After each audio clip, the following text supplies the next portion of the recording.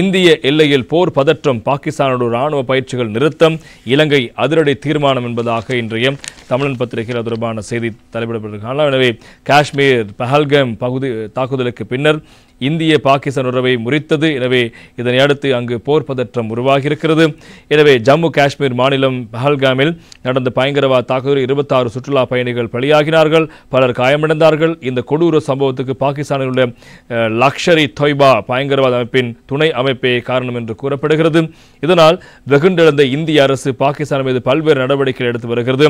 சிந்து நதி நீர் ஒப்பந்தம் ரத்து செய்யப்பட்டிருக்கிறது. இதேபோன்று நடவடிக்கை ஒரு பக்கம் நடந்தாலும் மற்றொரு பக்கம் போர் மூண்டால் தக்க பதிலடி கொடுக்கும் வகையில் இந்தியாவின் முப்படைகளும் போர் பயிற்சி ஈடுபட்டிருக்கிறார்கள். இந்த பதற்றத்திற்கு மத்தியில் இலங்கையும் பாதுகாப்பு நடவடிக்கையில் மாற்றங்களை செய்திருக்கிறது. எனவே பாகிஸ்தானுடன் இணைந்து இலங்கையில் அண்மைய காலப்பகுதியில் செய்ய உள்ள ராணுவ பயிற்சிகளை தற்காலிகமாக இடைநிறுத்த இலங்கை தீர்மானித்திருப்பதாக அறிய முடிகிறது.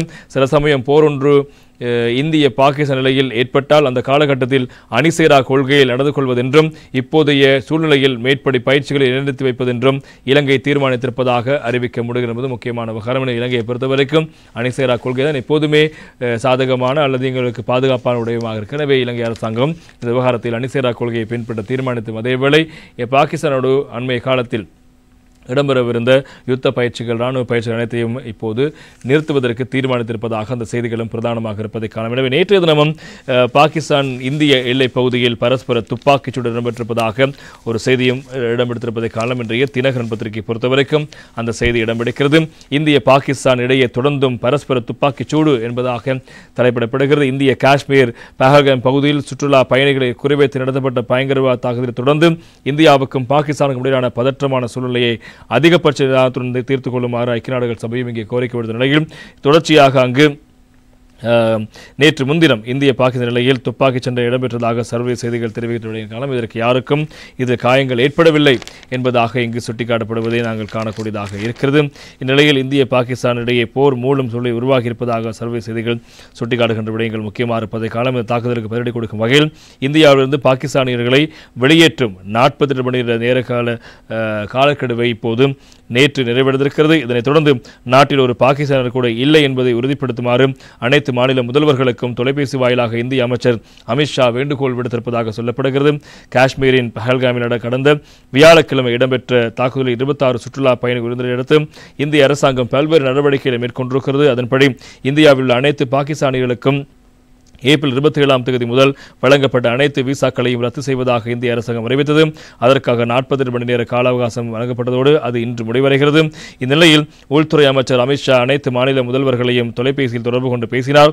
அப்போது 42 மணி நேர காலக்கெடுவுக்கு பிறகு பாகிஸ்தானிகள் யாரும் இந்தியாவில் தங்காமல் இருப்பதை உறுதி செய்யுமாறு கேட்டுக்கொண்டார். மேலும் அந்த பகுதிகளில் தங்கியுள்ள பாகிஸ்தான் பிரஜைகளை அடையாளம் கண்டு அவர்களை நாடு கடத்துவதை உறுதி செய்யுமாறும் அவர் முதல்வர்களை அறிவுறுத்தியிருக்கிறார். இதேவேளை இந்த பயங்கரவாத தாக்குதல் தொடர்பாக நடுநிலையான விசாரணைக்கு தயாராக இருப்பதாக பாகிஸ்தான் பிரதமர் ஷெபாப் ஷரீப் அவர்கள் தெரிவித்திருப்பதாக அந்த செய்திகளும் முக்கியமாக இருப்பதை காணலாம். ஐக்கிய நாடுகள் பொதுச் செயலாளர் ஆண்டோனியோ குட்ரஸ் அவர்களும் இந்த விவகாரம் தொடர்பாக இரு நாடுகளிடமும் வினயமான ஒரு கோரிக்கையை முன்வைத்திருக்கிறார். இன்றைய தமிழன் பத்திரிகையில் தொடர்பான செய்திகள் வெளியாகிறது.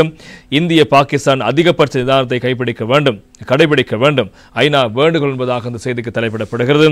இந்திய அரசும் பாகிஸ்தான் அரசும் அதிகபட்ச நிதானத்தை கடைபிடிக்க வேண்டும் என்று ஐநா வேண்டுகோள் விடுத்திருக்கிறது. இது தொடர்பாக ஐநா பொதுச் செயலாளர் சார்பில் பேசிய ஸ்டீஃபன் டிஜாரிக் அவர் எந்த நேரடி தொடர்பையும் கொண்டிருக்கவில்லை, ஆனால் அவர் நிலைமையை மிக நெருக்கமாக மிகுந்த அக்கறையுடன் கண்காணித்து வருகிறார் என்பதை நான் உங்களுக்கு சொல்ல முடியும். 2 நாடுகளும் முன்பு 22ஆம் தேதி ஜம்மு காஷ்மீர் நடந்த பயங்கரவாத தாக்குதலுக்கு நாங்கள் மிகவும் தெளிவாக கண்டனம் தெரிவித்திருக்கிறோம் என்பதாகவும் அவர் தெரிவித்த விடயங்கள் பிரதானமாக இருப்பது நாங்கள் காணக்கூடியதாக இருக்கிறது. எனவே இச்சம்பவத்தில் ஏராளமான பொதுமக்கள் கொல்லப்பட்டிருக்கிறார்கள். எனும் அதிகபட்ச நிதானத்தை கடைபிடிக்கவும் நிலைமையை மேலும் மோசமடையாமல் பாதுகாத்துக் கொள்ளவும் பாகிஸ்தான் அரசாங்கத்துக்கும் இந்திய அரசாங்கத்துக்கும் நாங்கள் வேண்டுகோள் விடுக்கின்றோம். பாகிஸ்தானுக்கும் இந்தியாவுக்கும் எந்த ஒரு பிரச்சனையும் அர்த்தமுள்ள பரஸ்பர ஈடுபாட்டின் மூலம் அமைதியாக தீர்க்க முடியும் என்று தீர்க்கப்பட வேண்டும் என்றும் நாங்கள் நம்புகிறோம் என்றும் அவர் சுட்டிக்காட்டியிருக்கிறார். எனவே காஷ்மீர் பஹல்காம் பகுதி மலைப்பகுதியில் உள்ள பைசன் பள்ளத்தாக்கு பகுதியில் சுற்றுலா பயணிகள் மீது மேற்கொள்ளப்பட்ட தாக்குதல் அடுத்துதான் இந்த விடயங்கள் உருவாகியிருக்கிறது. எனவே இரு நாடுகளுக்கும் இடையே பதற்றம் அதிகரித்த நிலையில் காஷ்மீர் பள்ளத்தில் பாதுகாப்பு நிலைமையை ராணுவ தளபதி ஜெனரல் உபேந்திர திவேதி வெள்ளிக்கிழமை ஆய்வு செய்திருக்கிறார். எனவே இதற்காக அவர் ஸ்ரீநகர் மற்றும் உதம்பூருக்கு சென்று காஷ்மீரில் பள்ளத்தாக்கில் நிறுத்தப்பட்டுள்ள மூத்த ராணுவ தளபதிகள் மற்றும் பிற பாதுகாப்பு நிறுவனங்களின் அதிகாரிகளை அவர் சந்தித்து கலந்துரையாடிப்பதாக தெரிவிக்கப்படுகின்ற பாகிஸ்தான் எல்லை மூடப்பட்டிருக்கிறது. சிந்து நதி நீரை தொடர்பான ஒப்பந்தம் நிறுத்தப்பட்டிருக்கிறது. எனவே எல்லையில் வீரர்கள் நிறுத்தப்பட்டிருக்கிறார்கள். எனவே சில பகுதிகளில் துப்பாக்கி பிரயோகம் இரு நாட்டு படைகளுக்கும் இடையில் ஏற்பட்டிருப்பதாக சொல்லப்படும் விடயமானது இப்போது இந்திய பாகிஸ்தானுடைய போர் பதற்றை உருவாகியிருக்கிறது. இருந்த போதிலும் நிதானமாகவும் அமைதியை நிலைநாட்டுவதில் வளையத்தின் பாதுகாப்பையும் அமைதியை நிலைநாட்டுவதற்கான எண்ணத்தில் இரு நாடுகளும் செயற்பட வேண்டும், அவசரப்படக்கூடாது என்பதாக ஐநா கோரிக்கை விடுகிறது. உலக மக்களும் அந்த கோரிக்கையை தான் முன்வைத்திருப்பதாக அந்த செய்திகளும் பிரதானமாக